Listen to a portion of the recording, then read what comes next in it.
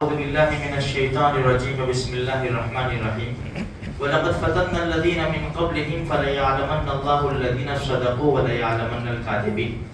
دیکھو ہم نے بارہا سنا ہے کہ دنیا دارالامتحان ہے، اللہ پاک آزماتا ہے۔ اللہ کسی کو دے کر آزماتا ہے، کسی کے پاس سے لے کر آزماتا ہے، کسی کو زیادہ دے کر، کسی کو کم دے کر، کسی کو تندرستی دے کر، کسی کو بیماری دے کر، مالداری دے کر، فقیری دے کر، عہدے دے کر۔ اللہ کا آزمانے کے انداز بڑے عجیب ہیں۔ یہ جو بنی اسرائیل قوم گزری ہے، ان کے اندر بڑے عجیب واقعات ہوئے۔ اللہ کے رسول صلی اللہ علیہ وسلم نے ارشاد فرمایا بنی اسرائیل کے واقعات بیان کرو۔ علامہ دمیری رحمۃ اللہ علیہ نے اپنی کتاب حیات الحیوان میں ایک واقعہ لکھا ہے، ایک حدیث لکھی ہے۔ حدیث کیا ہے؟ نبی کریم صلی اللہ علیہ وسلم نے ارشاد فرمایا، ابو داؤد شریف میں یہ حدیث ہے، اللہ کے رسول نے ارشاد فرمایا کہ 3 قاضی میں سے 2 قاضی جہنم میں جائیں گے اور 1 قاضی جنت میں جائے گا۔ قاضی کا معنی نکاح پڑھانے والا نہیں، ہمارے عرف میں قاضی اس کو کہتے ہیں جو نکاح پڑھائے۔ قاضی یعنی فیصلہ کرنے والا، جو کرسی پر بیٹھا ہو، ایک عہدہ ہے، یہ بہت بڑا عہدہ ہے قاضی، تو وہ فیصلے کرتا ہے شریعت کے مطابق۔ اچھا، بنی اسرائیل میں 3 قاضی تھے، اتنے مشہور قاضی تھے کہ لوگ انہی کے پاس فیصلے لایا کرتے تھے۔ اگر کسی قاضی کا انتقال ہو جاتا تو ان کی جگہ پر دوسرے کو لایا جاتا۔ 3 قاضی رہتے۔ اللہ تبارک و تعالیٰ نے ارادہ فرمایا کہ ان کو آزمایا جائے۔ ایک فرشتے کو بھیجا اللہ پاک نے گھوڑا لے کر، اور اس کے ہاتھ میں موتی، سچے ڈائمنڈ وہ لے کر آیا۔ اس نے دیکھا کہ ایک آدمی گائے کو پانی پلا رہا ہے، اور گائے کا بچہ بھی ہے جس کو بچڑا کہتے ہیں، پیچھے کھڑا ہوا ہے۔ یہ فرشتہ انسانی شکل میں آیا گھوڑا لے کر، اور اشارہ کیا بچڑے کو تو وہ پیچھے چلنے لگا۔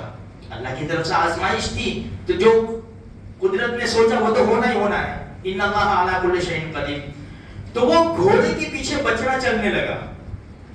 تو گائے والے نے دیکھا کہ یار میری گائے کا بچہ، میرا بچڑا، میں اس کا مالک، اس کے پیچھے کہاں جانا ہے؟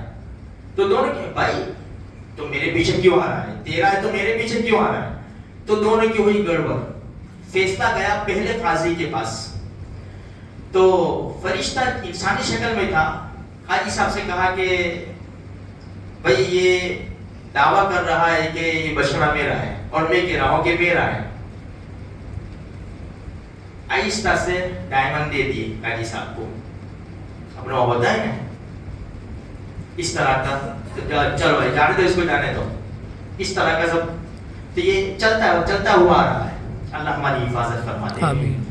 اچھا، تو قاضی صاحب نے کہا کہ فیصلہ کیسے کروں؟ فرشتے نے کہا بہت آسان ہے، 3 جانوروں کو چھوڑ دو، گائے کو، بیل کو اور بچڑے کو۔ یہ بچڑا اگر گھوڑے کے پیچھے جائے تو میرے حق میں فیصلہ کر دینا، اور گائے کے پیچھے جاوے تو اس کے حق میں فیصلہ کر دینا۔ ٹھیک ہے، کوئی بات نہیں۔ تو 3 جانوروں کو چھوڑے، تو چونکہ اللہ کی طرف سے یہ امتحان تھا، وہ بچڑا گھوڑے کی طرف چلنے لگا۔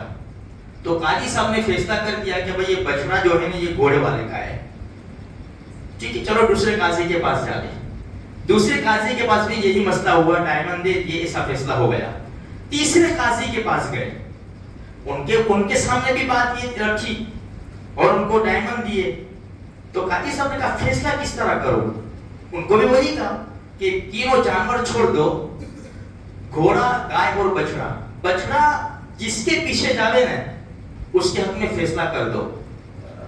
تو کہ مجھے پیریڈ آ گیا، مجھے ہیز آ گیا۔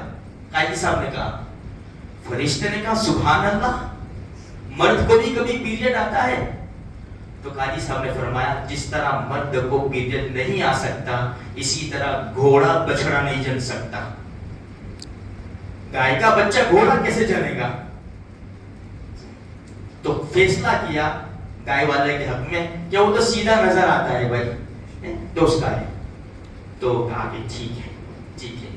اللہ پاک نے آزمایا تھا، یہ تیسرا قاضی کامیاب ہو گیا۔ دنیا کی لالچ نہیں دیکھی، حق دیکھا، حق کہ حق کیا ہے، اور حق کے اوپر فیصلہ کیا۔ پھر اسی حدیث میں ایک جملہ ہے جو ہمارے لیے ہے، فرمایا وہ آدمی جس کو فیصلہ کرنا نہیں آتا، جس کے پاس شریعت کے قانون نہیں ہے، جس کو فیصلہ کرنے کی حق اور باطل میں تمیز نہیں ہے، اگر وہ کرسی پر بیٹھ گیا یا دو فریق کا فیصل بنا بغیر معلومات کے اور اس نے فیصلہ کیا، وہ جہنم میں جائے گا۔ اس لیے میرے بھائیوں یہ کھا لینے کی چیز نہیں ہے۔ اس لیے اللہ تبارک و تعالیٰ کے آزمانے کے انداز بڑے عجیب ہے۔ جو عہدوں پر ہے ان کو بھی آزماتا ہے، جو بیمار ہے ان کو بھی آزماتا ہے، غریب طبقے کو بھی اللہ پاک آزماتا ہے کہ میرا شکر ادا کرتا ہے کہ نہیں، کہ میرا صبر کرتا ہے کہ نہیں۔ تو اللہ کے آزمانے کے انداز بڑے عجیب ہیں۔ اس لیے میرے بھائیوں ہم سوچیں، ہر حال میں سوچیں، ہمیں دن دیا، رات دی، میرے بندے کو میں نے رات سونے کے لیے دیے، اب فجر میں اس کو بلاتا ہوں میں، آتا ہے کہ نہیں آتا؟ سب انداز الگ الگ ہے سب کے۔